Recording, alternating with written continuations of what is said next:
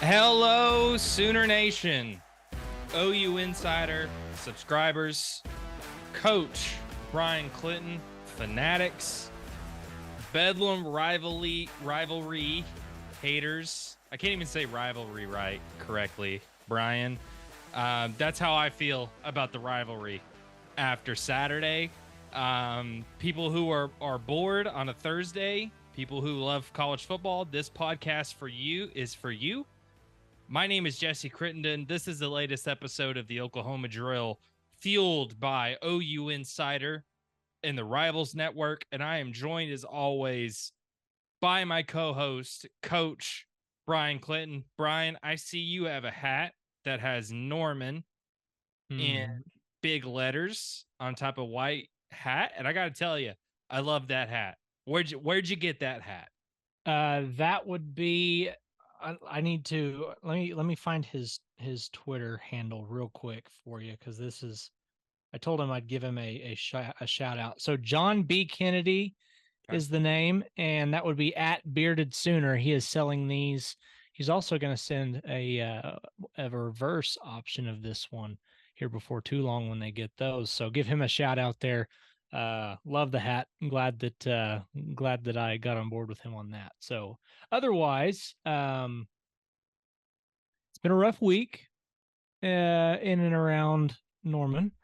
But there's a chance to turn things around this week, put it behind you. So looking forward to that. But where's your mind at? What's your mindset like right now? Well, let's make it clear for one that while I do have a beard, and it is a red beard at that, I am not the bearded Sooner. I am not the one that made the hat. So let's make that clear. First of all, that is the work of John. That is not me. Two, Brian, to be honest with you, this has been an interesting week because as OU fans or college football fans who follow everything that's going around the country knows this is a little bit of a weird week for OU football. After starting 7-0, think about where this team was a month ago. Mm-hmm. With a win against Texas, I think OU wasn't only just atop the Big 12; they were kind of atop across the college football landscape. And now, after back-to-back losses, especially at for the quote unquote final bedlam, at least the last bedlam for the foreseeable future, things are a little bit different than they were a month ago. I mean, that's the reality. So I think it's been an interesting week. I've done some radio hits, talked to players and coaches, talked to people around the program. It's crazy how different things can be, not only Mm. week to week, but 2 weeks, how much can change. Brian, you and I, along with our colleagues, Parker and Brandon, were in Stillwater at Boone Pickens Stadium for a Bedlam game that was a little bit more meaningful, not only just for the big picture landscape, but for this season. OU needed to win this game to remain in control of the Big 12 title, or at least a spot in that game, and they didn't get it. They lost 27-24 in front of a rowdy, loud Stillwater crowd. They lost 27-24 in a game that I think either team, whatever team lost this game, I think was going to feel gut punched because there were Mm. opportunities. I think both sides to win this game, but I think particularly for Oklahoma, who held a 21-17 for a large part of the second half, to come away with a loss, I think was disappointing. But Brian, you were on the field. I think that, I think this is one of those games that I think, it's been a few days since that game, but I think fans are still kind of chewing on this game a little bit, not only for the big picture, but what it means for this season. Brian, what was your overall takeaway from a 3-point loss at Boone Pickens Stadium? That it's been crazy. It would almost sound crazy to say this in past years, but it's just the case. The defense played more than good enough to win the football game. And it truly was the offense that cost Oklahoma the football game. Um, again, that almost sounds weird because Oklahoma football has been synonymous with great offense for, I mean, forever, for a long time. I mean, good dating back to the triple option days, it's been Oklahoma's offense, and obviously back then with a great defense has been what helped them win national championships throughout the years. But here, as of late, it's been all about offense, and that just wasn't the case last week. Um, 24 points against Oklahoma State's defense just isn't, it's not good enough. That's not a terrific defensive team. Obviously very, very fired up fan base and very, very rowdy. I will say this is the first time that I'd ever been on the field for a Bedlam game. Obviously the last one, but the way that the stadium is set up, fans are like right on top of you, 8 feet above the action, and it's I mean, it's an incredible venue to watch a football game.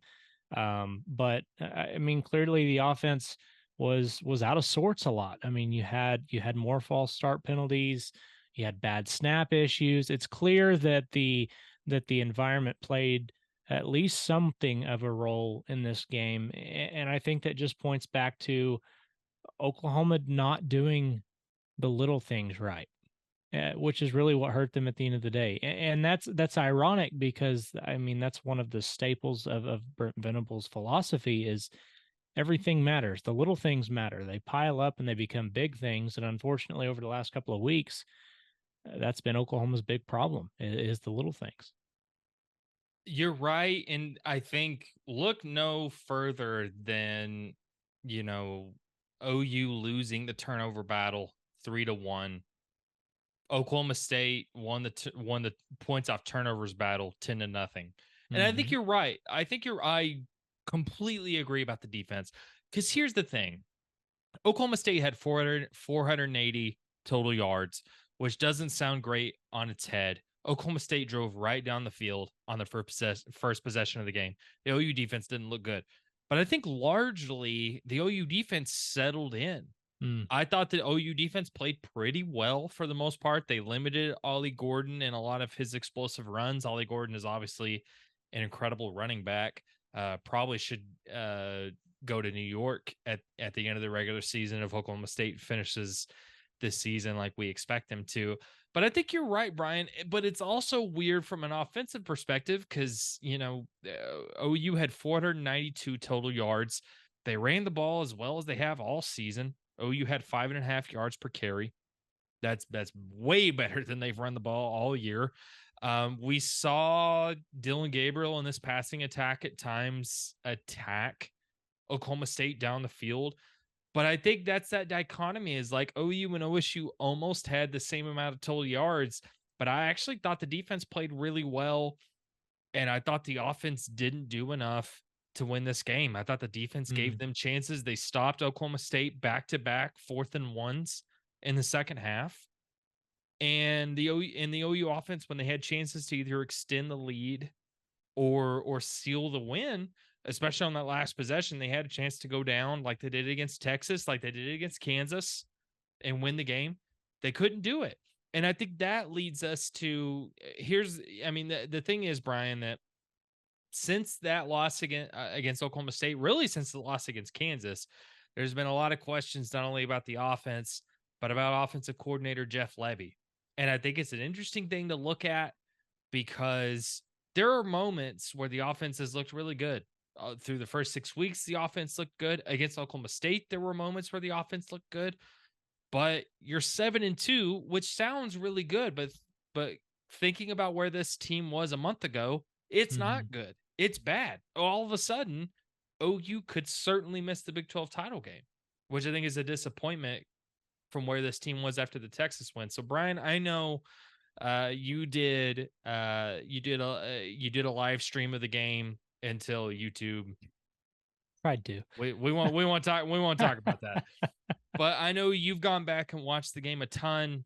You've looked at the plays. You've been at every game, just like I have been. When it comes to the Jeff Lebby criticism, I know you've seen it, just like everybody else has. when it comes to the last two games, how much is Jeff Lebby and the play calling deserve to be at fault? How much of it is the players not executing? I mean, this offense has 6 turnovers the last 2 weeks after having just five the first 7 games. OU is the most penalized team in the Big 12. How much is it? How much of it is the play calling? How much of it is players' execution and not doing so? So for me, it's really hard to be totally. I don't feel like you can blame a loss subjectively on one aspect. There are always 22 players on the field at all times.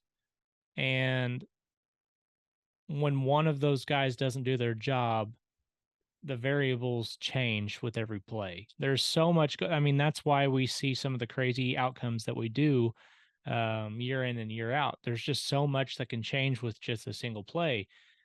However, the situational play calling has been an issue.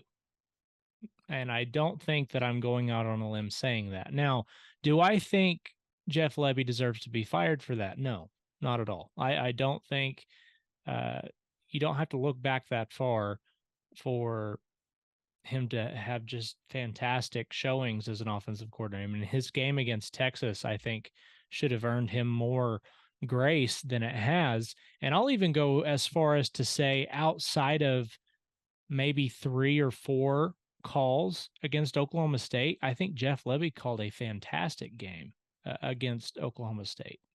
Now, execution is where the issue comes in. If Nick Anderson catches the ball down the sidelines behind the Oklahoma State defense, we're having a different discussion. If Brennan Thompson is able to break up, if he's able to switch and play defensive back there for a second and keep an interception from happening down the field, we're having a different football. We're having a different discussion. If Javante Barnes doesn't fumble the snap, we're having a different discussion. I mean, it's just so hard to place blame on somebody. Now, I will say this about Jeff Lebby. I think we are starting to realize that his maturity as a play caller still has some growth that needs to there's still some growth that needs to happen there. I think, you know, I don't know this for a fact, but I think it's become at least pretty apparent to my eye that Jeff Lebby may not have had as much to do with the play calling in game while he was under Lane Kiffin at Ole Miss and with Josh Heupel at UCF. Obviously, both of those guys are among the best names in college football when it comes to offensive play calling. Um, Obviously, he was still the offensive coordinator there, but I think that title probably had more to do with game prep throughout the week. Obviously, helping out with things when it came to figuring out potential weaknesses of the opponent and things like that on game day. But as far as the play to play calling, I think that this his tenure here at Oklahoma thus far is probably the first time that he's been truly responsible for that part of the game. And on top of that, I think Brent Venables is giving him as much rope as I mean, it's his thing. I mean, this is totally 100% Jeff Levy's thing, and again, Brent Venables as a head coach, he talks about delegating and trusting his position coaches and coordinators to do their job. That's why you hire them. But I think we're seeing a balancing act try to be figured out on the fly here. How much does a head coach need to step in when it comes to decisions being made on fourth down with a game on the line versus what are you comfortable with trusting a guy that's still getting his feet wet as a play caller in just a second year calling plays full time? Um, again, I think that they can turn this thing around if Oklahoma has a great performance offensively Saturday night and they come out and run the ball effectively, and Dylan Gabriel starts to look like the guy we saw the first 6 weeks of the season. I think a lot of this goes quiet because winning cures a lot of things. But with it being the hot topic, I do think it's worth saying Jeff Lebby's job should not be in jeopardy. But obviously things do need to improve going forward, or that noise is just going to continue getting louder and louder. This episode of the Oklahoma Drill Podcast is brought to you in part by Prize Picks. Prize Picks is the largest daily fantasy sports platform in North America. They're the easiest and most exciting way to play DFS because it's just you against the numbers. So instead of battling thousands of other players, including pros and sharks, you pick more than or less than on 2 to 6 player stat projections and watch the winnings roll in. With the basketball season here, you can now pick combo projections across football and basketball from the Specials League, which is a league created specifically for combo projections that includes 2 or more players from different sports or leagues. For example, you can pick LeBron James and Travis Kelce at a 10.5 combo of 3-pointers made plus receptions. Want to play alongside some of Prize Picks' favorite players like rapper Meek Mill and comedian Andrew Schultz? You can now find community plays under the promos tab of the app to view entries from some of the biggest names in the Prize Picks community each week. This weekend, I like former Sooner running back Joe Mixon to find the end zone for the Cincinnati Bengals in a matchup against the Houston Texans. His projection, 0.5 touchdowns. So guess what? Joe Mixon finds the end zone. You win money from Prize Picks if you go with my play. You can go to prizepicks.com/insider and use code insider for a first deposit match up to $100. Again, prizepicks.com/insider. And use code insider for a first deposit match up to $100. Prize Picks, daily fantasy sports made easy. To that last point you just made, Brian, I kind of just said this on the YouTube live with Parker. I think like both things can be true. Like criticism can be warranted, but once you start asking for somebody's job, you always have to think about who are you replacing them with? Who are you grabbing off the street? What other person across the college football landscape are you bringing in to call plays? And it's not only just about their capabilities to call plays, but it's also about, do they fit within the way Brent Venables runs a program? That's the other thing. But I think the confusing part is, I'm not saying criticism isn't warranted.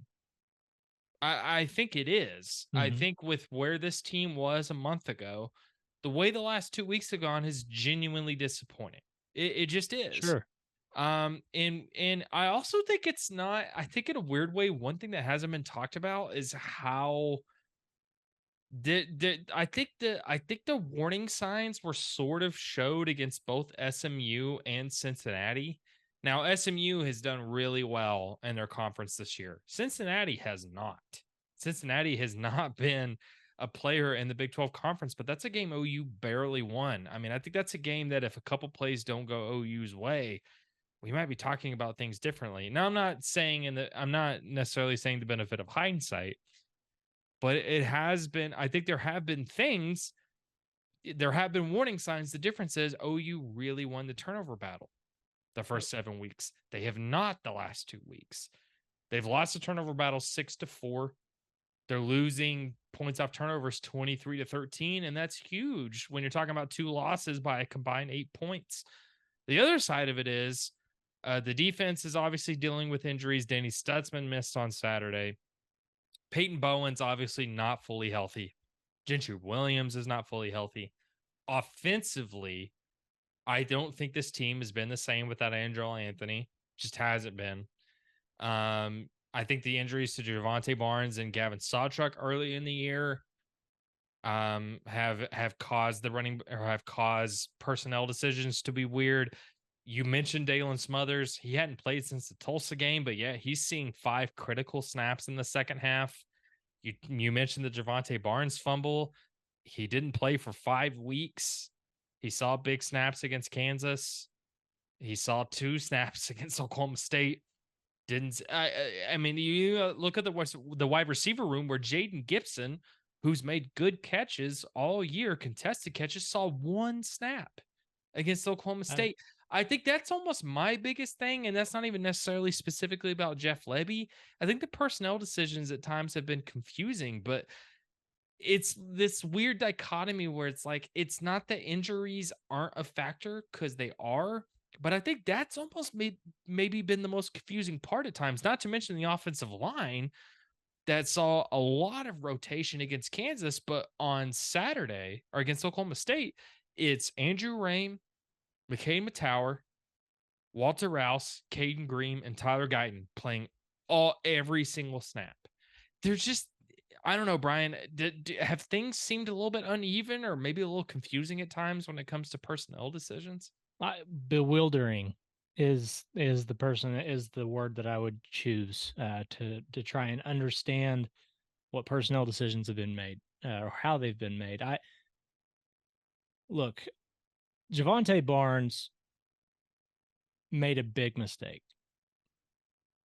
For him to not see the field again with Tawi Walker not at 100%, and the next guy up being Dalen Smothers. And no offense to Dalen Smothers, I think he's going to be a fantastic athlete and player for this team moving forward. But to throw him in his first real meaningful snaps in an extremely hostile environment, and you're throwing the ball to him out on the perimeter On a third down. I mean, it's On a just third down. it's just that's so tough. That's a tough situation to put a guy, no less a freshman in, and so I've been really, I've just wondered what's going on with some of the, and it's more or less it's really been the offensive side of the ball that's been more uh, questionable, I guess, for lack of a better term, with the personnel decisions. I mean, Austin Stogner struggled this last week. Now, I know that he is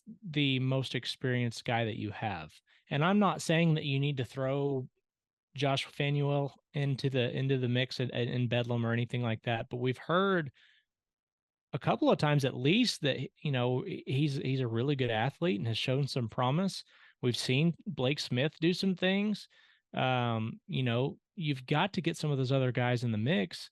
And when a guy like Stogner is struggling, you've got to start seeing some of those other things, some of those other guys get chances. And so it's been really weird. And the running back rotation, which has been a question mark all season long, I did feel probably more confident coming out of Oklahoma State than I have for the rest of the year to this point, that I think Gavin Sawchuk and Tawi Walker can be a really, really strong 1-2 punch in the running game.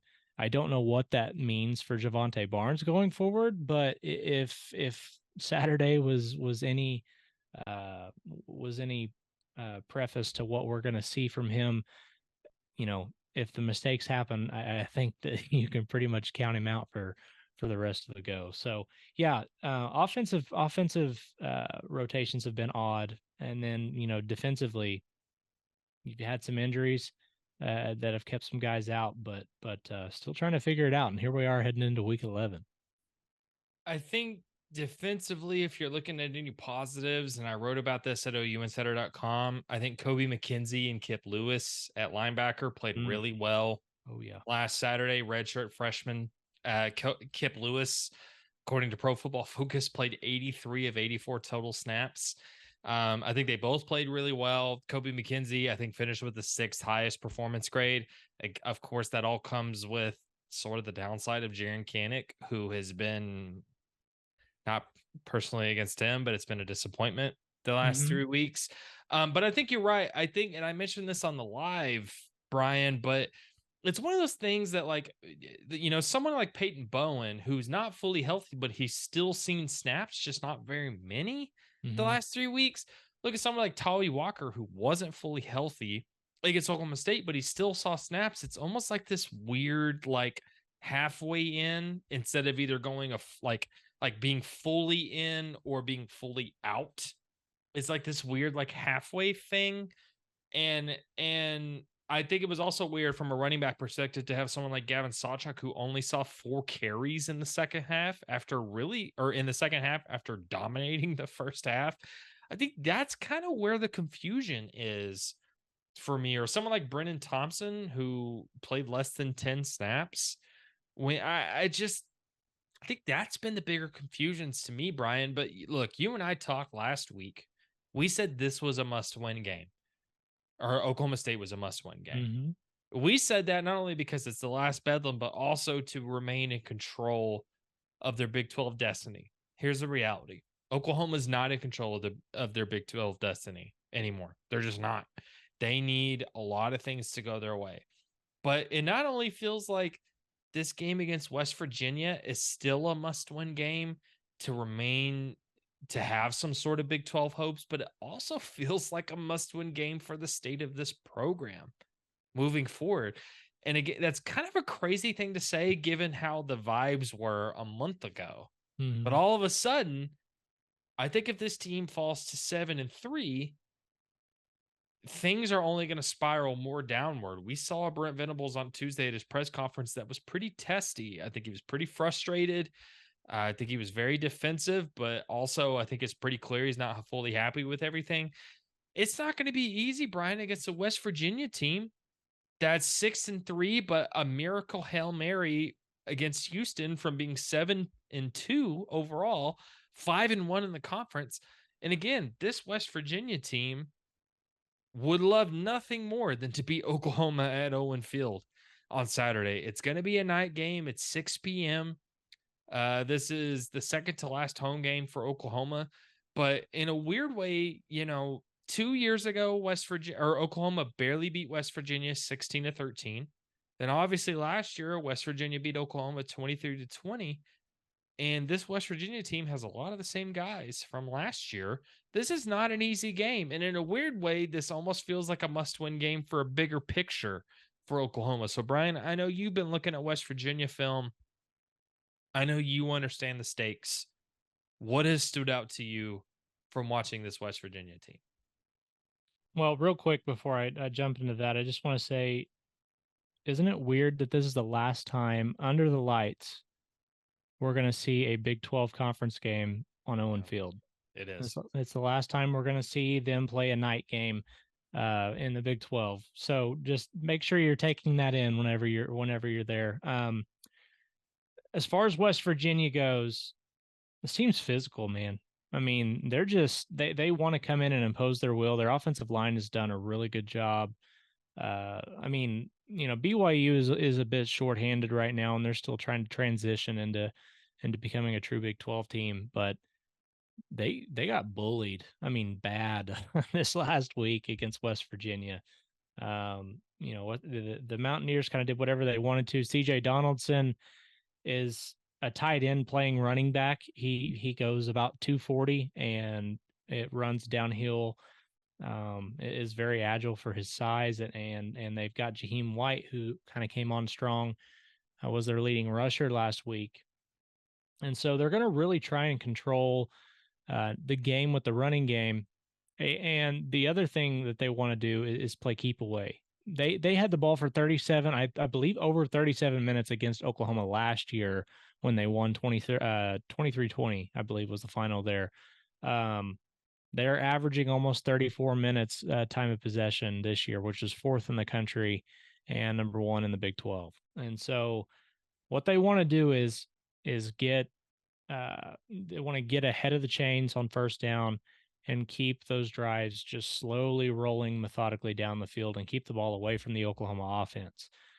Defensively, West Virginia is, I wouldn't say, I wouldn't use the word special. They're not particularly special defensively. They're good. They don't make a ton of mistakes, especially early on in the game. I think the biggest problem that West Virginia has right now is depth on defense. I think they've got a lot of guys that are dealing with some injuries, particularly in the secondary. They've been pretty thin here recently, and you've seen some teams be able to really start putting points on the board later in games against them. Oklahoma State really hurt them in the fourth quarter with Ollie Gordon. He had two huge runs to pull ahead and extend the lead there. So I think what you're going to see from West Virginia is they're going to try and impose their will on the ground offensively and defensively.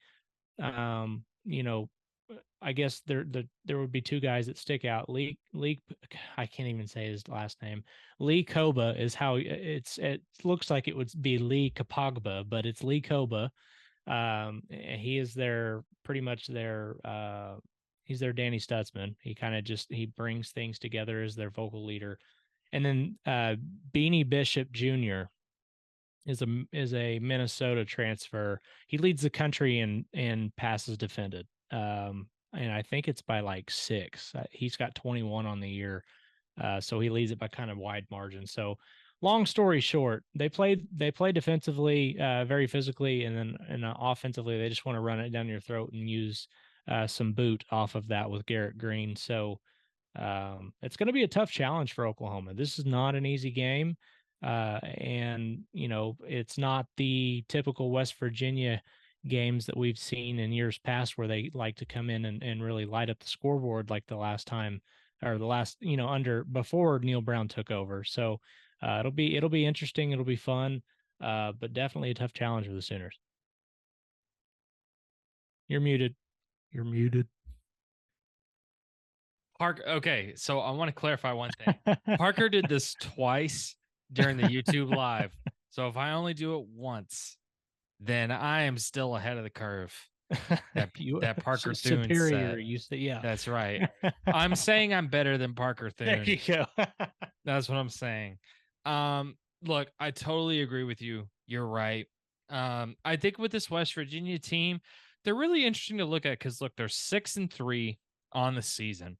Their first loss came in the season opener against Penn State, who I think is a legitimate candidate for the college football playoff. Mm-hmm. Their second loss came against Houston in a 2-point loss that was pretty crazy at the end of that game, if you saw that. And Houston converted on a last-second Hail Mary, if I remember correctly. Yeah, craziest game of 2023 to this point. It was wild. And you simulate that game 99 out of 100 times, West Virginia wins that game. Yep. Their third loss came in a 14-point loss at Oklahoma State, 48-34. But in their last 2 games since then, they beat UCF 41-28 at UCF, which again, a reminder, OU beat UCF 31-29 in Norman, a game that OU had to have not only a 2-point conversion stop, but they barely held on to the onside kick after that to seal the win. Then they beat BYU 37-7. But I think the main thing is this West Virginia team is really good at running the ball. They're 7th in the country in rushing offense. They're averaging 208 yards per game, or 218 yards per game. They have 23 rushing touchdowns on the season. They're averaging 4.8 yards per carry. And Garrett Green is a mobile quarterback. He's genuinely a mobile quarterback. He gave Oklahoma troubles last year in Morgantown. And he's been really good as a mobile quarterback this season. He has 8 rushing touchdowns on the year. He's averaging over 53 rushing yards a game. That's a problem when you talk about the problems that Oklahoma had defending John Rice Plumlee at UCF. The problems that Oklahoma had defending Jason Bean at Kansas. This is not an easy game. It's really not. And so to me, I'm looking at it from Oklahoma defensive standpoint. I think it has to be the same perspective they've had the last 3 weeks against UCF, Kansas, and Oklahoma State. It has to be not only stopping the run, but limiting Garrett Green, make him a passer. Mm-hmm. And then offensively, this West Virginia offense has been average at defending both the run and the pass. They don't really have a weakness. They've been okay at both. So to me, I don't think you have to change anything from a play calling perspective. But Brian, if you had to look at one key, what is one thing Oklahoma absolutely has to do to get a win on Saturday? So I'm gonna eliminating self-inflicted mistakes is like the easy answer. So I'm not gonna say that. I'm gonna be a little more specific, and I'm gonna say win on first down, and that's both offensively and defensively. Here's why.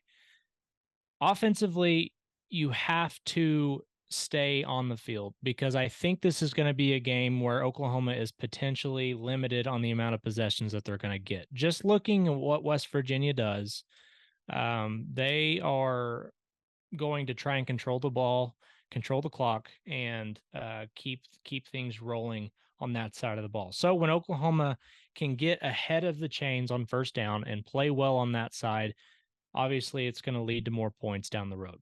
Defensively, playing well on first down means putting West Virginia behind the chains. And when you do that, you're forcing them to have to throw the football on second, third down. You're making them more predictable.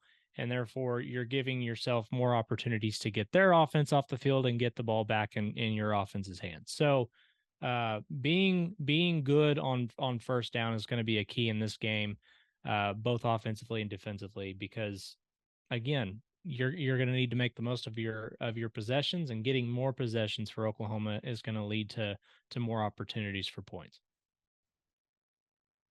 Completely agree with you. I think here's the thing. This is the thing that we've said the last 3 weeks. This is a game that athletically, talent-wise, this is a game Oklahoma should win. Yep. But West Virginia is a good team. And even at home, not only is this a good team that's going to be hard to beat, but I think Oklahoma, you're feeling the pressure of 2 straight losses after being on top of the college football world a month ago. But also, I think trying to get your season back on track to remain having a chance in the Big 12 standings. And here's the reality. I think Oklahoma, this is one of those weird games that is both equally important for both this season and the future moving forward. So we look at the Big 12 standings, Brian. Mm-hmm.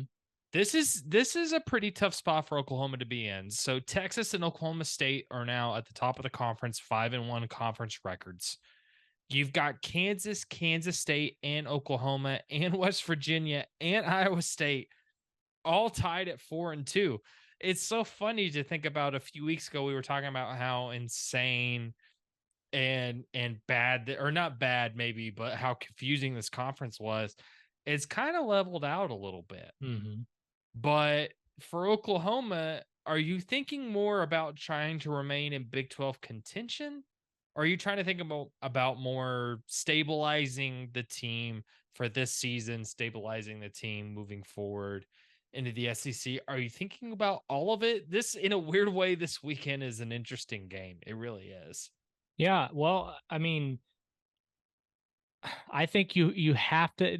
The biggest part of this game being a must win is just, you kind of nailed it. It's stabilizing the program, because right now it feels like Oklahoma's staggered again. In a using boxing terminology there. It last year we saw them hit the mat. They went 6-7.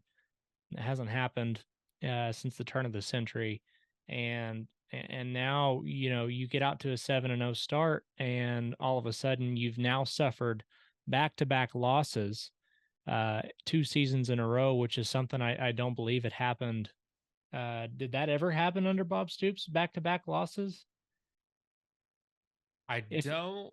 If it did, it didn't happen very often. I did no. Yeah. I want to say I don't believe so. If it did, it happened once or twice at most. Right. So, this is kind of uncharted territory for Oklahoma fans. Anybody, our age or younger, we just haven't seen that happen very often. And so unless you were old enough to understand what was going on in the 90s under John Blake, and you just you don't see this kind of stuff. And so Howard Schnellenberger, that's the other name I was trying to think of, the old Michigan guy there. Anyways, yeah, you just haven't seen this happen. And so for this weekend, I think it really is about stabilizing the program. You get to 8-2, you stay in the Big 12 race. You need Texas to lose a game. You probably need Kansas to lose a game to get back where you want to. But getting to 8-2 gives you the opportunity to still finish 11-2. At the end of the day, with all the disappointment that we've seen the last couple of weeks from Sooner Nation, if you hang up, if you take the yearbook of 2023 Oklahoma and you put it up and they're 11-2 going into the SEC, you got to feel really dang good about what's going on and where this program's headed. So I think it's more about getting things back on track, showing that this team can be disciplined and can do the things that it needs to do to win football games. If they don't, I really don't want to have that conversation. I don't want to think about it because it will get worse than it's been the last couple of weeks, and that's hard to believe. That's a big thing. Look, 19 penalties the last 2 weeks. Mm. Oklahoma is the most penalized team in the Big 12 per game, most penalty yards total in the Big 12. Discipline has been a big thing. Look, there's a conspiracy in terms of how Big 12 officials are looking at Oklahoma, but the reality is, look, 6 false start penalties the last 2 weeks. That's not officials. Yep. That's the players on the field. You can look at it a bunch of different ways, but this team has not been disciplined. But you're right, Brian. Look, before the season started, I predicted this regular season would go 10-2. That is still within. It hasn't looked like maybe we thought it would, but 10-2 is still absolutely in reach. Yep. Oklahoma will be favored, assuming they don't fall this weekend. They will be favored the rest of the regular season. 10-2 is still in play. 11-2 is still in play. If they finish 10-2 and especially 11-2, that's still not only a good season, but a marked improvement over last year. But if you drop to 7-3 after the conversation was beating Texas, I don't know if there's a loss on this schedule. They should be able to waltz to the Big 12 title. That's a disappointment. And even with the injuries that we've talked about, falling to 7-3 after the Texas win would be a disappointment. It just would be. So even if you're not looking at the Big 12 title, this is a game Oklahoma should win this weekend. But as far as Big 12 title hopes for anybody that's still hoping, look, the college football playoff hopes are done. They just are.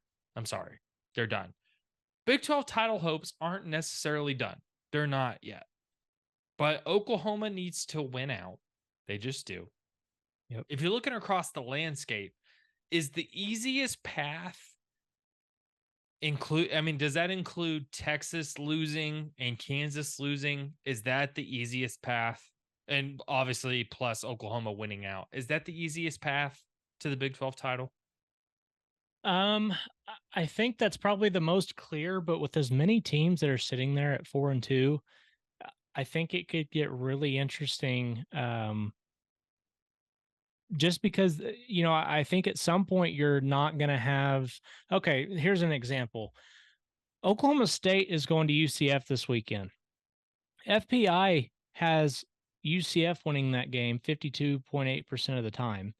And Oklahoma State is only a 2.5 point favorite in that game. As crazy as that sounds, that's just what we're looking at. So if somehow Oklahoma State drops that game, they fall to 4-2. Yes, they have the tiebreaker over Oklahoma, but they lost to Iowa State, and Iowa State is also 4-2, and Oklahoma has a tiebreaker over Iowa State. So things get really convoluted really quickly if another team falls to 4-2, because you've got a lot of things that can happen between now and the end of the season. But if Texas was to fall and Oklahoma State, given that its schedule is so manageable from here on out, at least to the eye, if Texas was to lose and Oklahoma was to win out, they would need Kansas to drop a game to Kansas State, and then just see how the cards fall after that. I think it's going to be really, really tough to know exactly what this conference is going to look like if one of those two teams ends up dropping a game, because there's so many different tiebreaker scenarios that could come into play, especially with that many teams in the fold. Not saying it's a perfect thing, but Brian, I think you're right. I think if you're an Oklahoma fan, you're trying to project moving forward. I think the thing you're rooting for, because it's the most likely scenario, is a bedlam rematch in Arlington in December, because Texas dropped one and Kansas dropped a game. I think that's what you're rooting for. But again, all of that includes Oklahoma winning out. If Oklahoma loses on Saturday, it doesn't matter. It does not matter what happens. They're done. They're gone. They're absolutely gone. Look, the loss against Oklahoma State hurt their chances significantly. A loss on Saturday against West Virginia essentially completely removes their chances from making the Big 12 title game. It just does. 100%. So I think if you're Oklahoma, you're rooting against Texas, you're rooting against Kansas, you're rooting for a bedlam rematch in Arlington. That's what you're rooting for. So I think in a weird way, it's almost more important for OU fans to be to be looking across the Big 12 landscape more than anything. But heading into this weekend, Brian, what what's the last thing you would say to OU fans heading into the weekend? Whether it's OU West Virginia, whether it's the rest of the Big 12 games, or what are you looking at the most? You're 7-2, not 2-7. I mean, I know that that's blunt, but I mean, you have to look at the body of work here with what Brent Venables is doing, and I mean, you don't have to look that far to see what the recruiting classes have looked like, what those guys have been able to do out there on the trail, what they're looking at going into next year. I mean, if you don't believe that the offense is going to look totally different under Jackson Arnold next year than it does right now, and I'm not necessarily saying better, but the scheme is going to be. I mean, it's going to look totally different. Dylan Gabriel is not going to be the guy. He doesn't have the arm strength that Jackson Arnold has, even at this point in their careers. I mean, I stood behind Jackson Arnold and Dylan Gabriel pregame earlier in the season and was talking to Parker, and we watched Dylan Gabriel. He has kind of like that throwing motion that Baker Mayfield did, where it's you can tell he's putting everything he's got into the ball when he's throwing it deep. Jackson Arnold just kind of like flicked his wrist and the ball went 60 yards, and it was just like this perfect spiral. Didn't even look like the ball was moving. The arm talent and that vertical game is going to be different next year. But you still need to you need to enjoy the process as an Oklahoma fan, because you were 6-7 a year ago. The roster was in a complete state of disarray, and you're building now. You are 7-2, still have the opportunity to go 11-2. You just got to go. I think they need to take a lot out of Brent Venables' book. Go 1-0 this week. That's all you should be worried about. Don't worry about what happened last week. Go 1-0 this week, and everything else will take care of itself. It's like we said last weekend. It's still true. It feels less true, but we said it last weekend. Beat Oklahoma State. A lot of the noise goes away.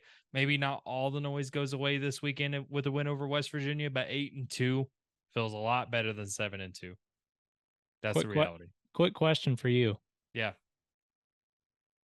Is it crazy that the line is 13 points in this game? Yes. Yes. Okay. Yes, Just making sure. is. It has not moved. It's actually gone up. It was at 12 points earlier this week, and it's sitting at 13 now. And I was just thinking, man, Vegas knows something that we don't. I don't know what that is. I'm not saying Oklahoma should be favored. They should be. They're the better team. They're the more talented team. They're at home. But considering that West Virginia is a really good team too, and that OU's lost back-to-back games, yes, I'm surprised they're essentially a 2-touchdown favorite. I would have a hard time picking OU if this game was in Morgantown. I agree. I totally agree. But anyways. No, I would too. But look, here's the thing. It's everything that we're just saying. 10-2 regular season feels maybe like a slight disappointment compared to where this team was a month ago. That's still an incredible progression compared to where this team was a month ago, or compared to where this team was a year ago. But Oklahoma's got to go prove it against West Virginia. They just do. Yep. Brian, that's going to do it for us here at the Oklahoma Drill. As people who watch us and listen to us regularly, they know to find us every Thursday, everywhere you can get, your podcasts, or you can go to OU Insider YouTube channel and watch us talk if they like the way that, our beautiful faces, if they like to watch us while we talk. But if nothing else, you can go to ouinsider.com. You can find plenty of information, plenty of stories, plenty of content from Brian and I, plus our recruiting guys, Parker Through and Brandon Drum. This is a big recruiting weekend this weekend. There's going to be a lot of things going on with National Signing Day just a month and a half away. Basketball season is underway. You can find a lot of content about that from me and our new guy, Brody. There's a lot of things going on right now. Head over to ouinsider.com, become a VIP subscriber. If nothing else, you can go to OU Insider's YouTube channel, become a subscriber. There is content every day for you guys to check out. Brian, if nothing else, got another big game against West Virginia on Saturday. Do you have a prediction real quick before we go? 33-20. I think they nail it right on the head. 13 points. OU 33-20. Yep. I'm going to say OU 28-21. Like it. So don't cover, but still win. So we're both predicting an OU Just win. Just win. Just win. We're predicting an OU win. Hopefully that is the case and OU improves to 8-2. For everybody listening, I'm sure you're rooting for the same thing. Let's watch what happens this weekend. If nothing else, we'll be back with you guys next Thursday here on the Oklahoma Drill podcast on the OU Insider YouTube channel. Have a good one.